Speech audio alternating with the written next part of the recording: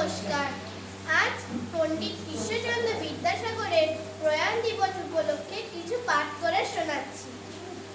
শ্রদ্ধেয় শিক্ষিকা ও আমার সকল বন্ধুরা, আজ 29শে জুলাই পণ্ডিত ঈশ্বরচন্দ্র বিদ্যাসাগরের 135তম প্রয়াণ দিবস। বীরসিংহ গ্রামের এক সাধারণ ঘরে জন্ম নিয়েও তিনি অসাধারণ হয়ে উঠেছিলেন।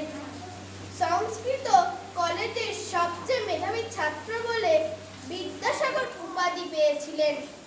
কিন্তু তিনি বিদ্যাকে শুধু নিজের জন্য রাখেননি।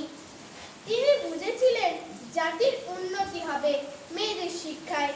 তাই যখন কেউ মেয়েদের স্কুলের পক্ষে ছিল না, তখন তিনি নিজে গ্রামে গ্রামে ঘুরে বালিকা বিদ্যালয় খুলেছিলেন।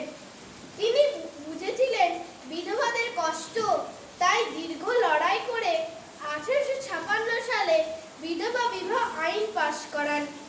বাল্য বিবাহ বন্ধ করেছেন তিনি। বর্ণপরিচয়, কথামালা, বোধোদয় ইত্যাদি তার লেখা বইগুলি আজও আমাদের প্রথম পাঠ। তিনি বাংলা গদ্যকে সহজ সরল করেছিলেন বলে আমরা আজ এত সহজে পড়তে পারি। বিদ্যাসাগর ছিলেন করুণার সাগর।